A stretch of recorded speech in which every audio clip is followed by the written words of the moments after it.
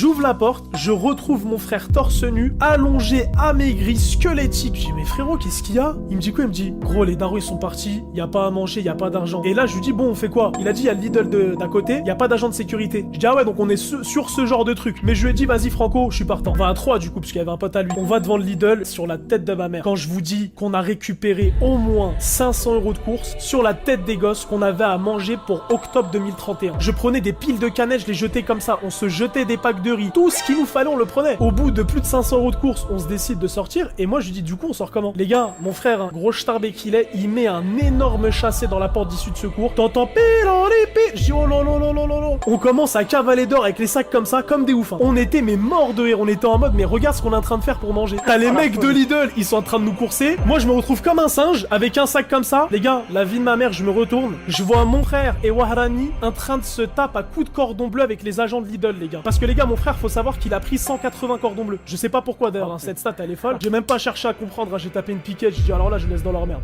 Tu te rappelles quand mon daron il est rentré avec 4 pans? Vous savez ce que c'est un pan ou pas les gars? C'est un espèce d'oiseau à la con, la multicolore là, qui bouge dans tous les sens. Tu le vois que sur Arte. C'est des animaux que tu vois au Kenya. Je te jure qu'un jour mon daron, il rentre à 9h du matin. J'étais choqué de la scène gros. Il rentre avec 4 pans. Il dit ouais je suis parti chasser avec un pote à moi. D'ailleurs j'aimerais bien savoir l'identité de ce pote en question parce que donc ma daronne bouche bée choc barre. Elle regarde les pans. Elle dit mais t'es sérieux là? Et tout ce qu'il trouve à dire qu'est-ce que c'est? Il dit ouais non mais c'est bon pour la santé. Vous avez pas vu mettez-les à la poêle. Et c'est là où je me dis quoi? Mais heureusement que j'ai ma daronne hein, parce que avec mon daron on n'aurait pas fait long fou. Le keuf il me dit quoi? Il me dit ouais lui tu l'as appelé 50 fois dans la semaine. C'est qui? Et moi genre je pouvais pas le balance les gars. C'est le code de l'honneur. Faut pas déconner. Omerta 47. Je lui dis je sais pas. Je lui dis je sais pas. Je peux pas te dire et tout. Il y a un flic qui vient derrière. Il donne son nom, son prénom, son adresse. Je lui dis mais on le connaît très bien. Il est connu des services de police. Les gars écoutez bien ce qui s'est passé à 6h. Sur la tête de ma mère. Ils sont allés chez lui. Ils ont éclaté sa porte. Il y a sa daronne qui était dans les escaliers. La vie de ma mère. Ils ont jeté sa daronne des escaliers. Eh vas-y c'est pas bien. Ils ont jeté sa daronne dans l'escalier. Elle s'est pété la jambe. Et le mec c'est un ancien t'as vu. Et lui ils l'ont déglingué pareil. Ils l'ont attrapé, ils l'ont déglingué. Ils l'ont mis en garde à vue. Je ressors le lendemain. Je le croise. Il vient voir et tout. Il me dit Ayou viens on va parler. Et je vois t'as vu il a les larmes aux yeux et tout. Et moi ça m'a choqué parce que t'as vu c'est un mec de cité et tout. C'est un mec dangereux. Il dit que dit voilà Ayou ils ont jeté ma mère dans l'escalier. Voilà. Il me disait t'as vu ce matin je voulais trop te niquer je te jure. Je dis mais j'ai rien fait. Et il commence à mettre des patates dans la porte. Et les gars moi à ce moment là j'ai envie de mourir de rire. Il me dit ouais ils ont jeté la daronne dans l'escalier voilà. Et moi dès qu'il me dit ça j'allais vomir de rire. C'est pas bien ce qu'ils ont fait à sa daronne. Mon daron un jour il pète un câble. Il sort un rasoir rempli de poils. Tu vois. Et en gros c'était le rasoir pour raser sa barbe. Et il dit quoi? Il dit c'est qui a pris mon rasoir machin et tout qui s'est rasé avec. Et genre il y avait des poils partout. Et en fait c'était des poils de yuck. Des poils de tub. Tu vois. Généralement je les vois quand c'est des poils de tub.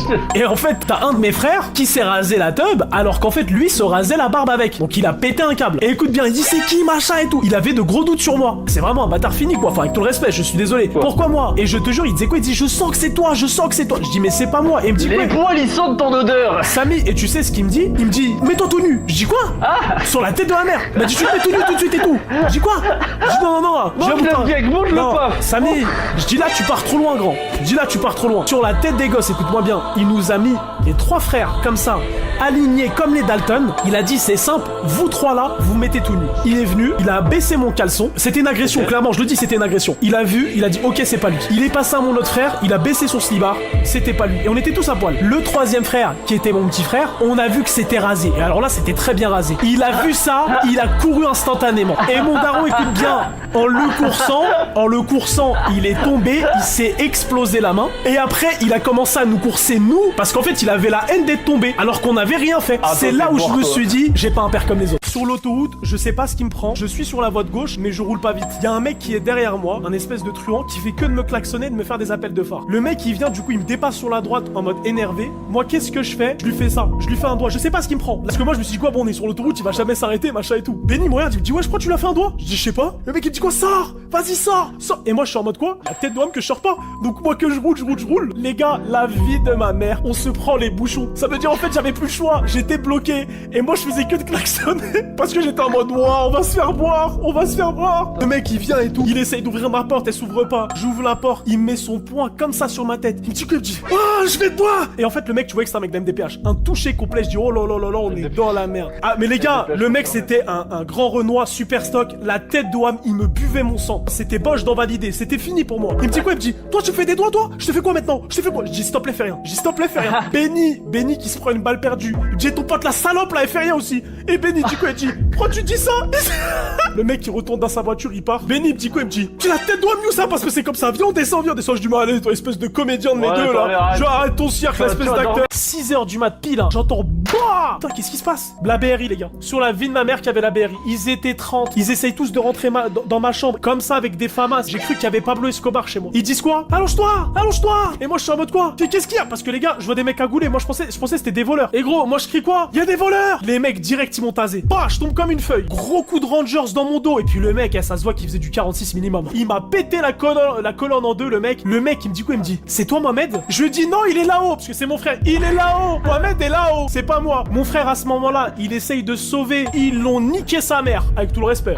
Ils lui ont niqué sa race. Mon daron, Misken, il venait de prier le Fajr. Il s'est fait réveiller 30 minutes après. T'imagines comment il devait être défoncé. Puis l'odeur qu'il devait avoir à ce moment-là. Oh là là. Il lui dit quoi? Mets-toi à genoux. Eh les gars, il parle même pas français le mec. Ils lui ont mis une laser à mon daron. Oh là là là là. Alors moi j'ai un grand défaut, c'est que je fais le con à n'importe quel moment. Je dis les gars, vous êtes venus chercher Redouane Faïd entre nous? Le keuf il le prend super mal. Il me dit quoi? Il me dit ferme ta gueule ou je t'encule toi. Oh là là. Je dis c'est bon, je parle plus. J'ai jeté du caca chez mes voisins les amis. Réveillez-vous. Nous on aimait beaucoup jouer au foot avec mon petit frère. Et un jour, la balle tu vois elle passe chez le voisin. Le voisin qu'est-ce qu'il fait? Il a fait l'erreur de crever le ballon. Eh Samy, on est des Algériens, tu vois ce que je veux dire? Tu nous crèves le ballon, faut qu'on te crève l'œil minimum. Et donc là qu'est-ce qu'on s'est amusé à faire? On avait, alors me demandez pas pourquoi, on avait une pile de balles de tennis dans la cabane. Et donc on faisait que de jeter les balles de tennis, on en a jeté peut-être une cinquantaine. Et ce qu'il faut savoir aussi, c'est qu'il y avait l'anniversaire de la voisine en question. Donc elle était avec toutes ses potes du lycée quoi. Au bout d'un moment, il y a plus rien à jeter, donc on est en mode qu'est-ce qu'on fait? T'as mon petit frère, il me dit quoi? Il me dit ouais. Il me dit écoute, j'arrive 2 minutes, je vais faire caca. Et moi quand il me dit je vais faire caca, tu sais j'ai la lumière dans ma tête qui s'allume là. Je lui donne un pot de tennis et je lui dis mais chie dedans, on va leur jeter dessus. Faut surtout pas gaspiller le caca. Mais Samy,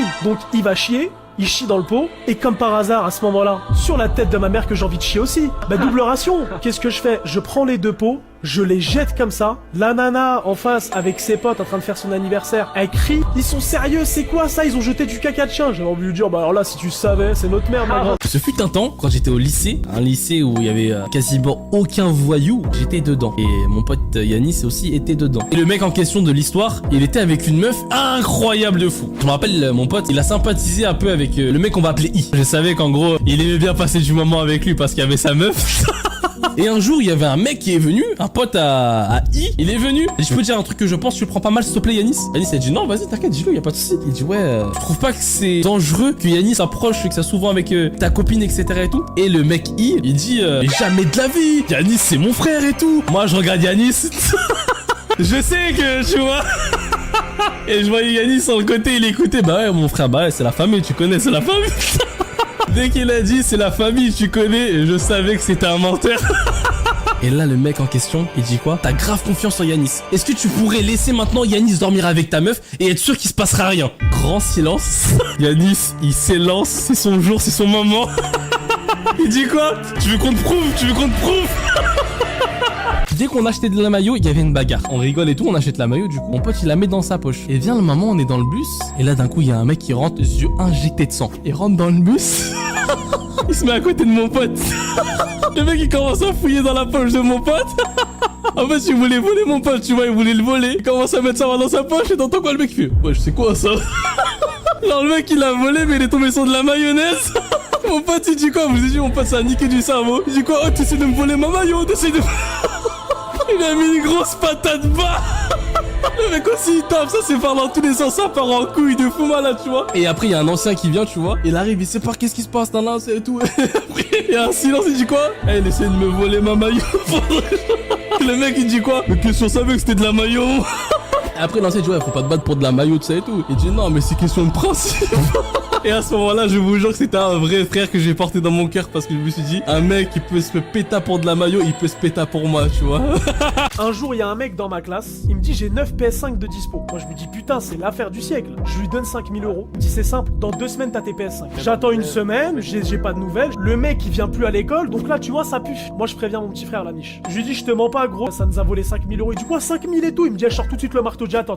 Samy, écoute bien. Le mec, il se pointe, il vient avec son doigt. Tu sais, il y avait du sang. Il s'était mordu le doigt et il a fait semblant comme quoi il venait de se bagarrer avec le mec qui me devait refourguer les PS5. Oui. Et il me dit quoi? Il me dit, hey you, la vie de ma mère, regarde, je me suis enculé avec lui. Je lui dis, t'as l'argent ou pas? Il me dit, non, dans 2 semaines, machin et tout. Je dis, ok, on va devant chez lui. On s'est cru, t'as vu la série de Hassan le Bloc? Je mets une cagoule, comme par hasard, il passe devant moi. Je dis, ouais, Younes, tu fais quoi là et tout? Je dis, ah ben là, tu vas me rendre mon argent. La miche, il dit quoi? Il dit, t'as vu toi, aujourd'hui, je vais te faire pleurer ta mère. Je dis, oh là là, tu sais que même moi, j'avais eu peur. Il dit quoi? Il dit, les gars, c'est bon, je vais ramener et tout, machin et tout. Il ramène 1500 euros. La miche, il lui dit quoi? Il dit, t'as vu, toi, je crois que t'as pas compris là. Il dit, tu veux vraiment que ta mère, elle pleure là? Il dit, on t'a demandé 5000. Wow. Et puis moi, je suis en mode, oh là là, on va aller en prison. Quelle horreur. Et le mec, il a donné l'argent. Et la miche, on l'a jamais su jusqu'à il y a pas longtemps. Il lui avait pris 1000 balles en plus. La vie de ma mère, il les a jamais déclarées. Vraiment, la miche, c'est le pire humain au monde. Laissez-moi vous présenter l'ancêtre des lapins. Lapin quantique.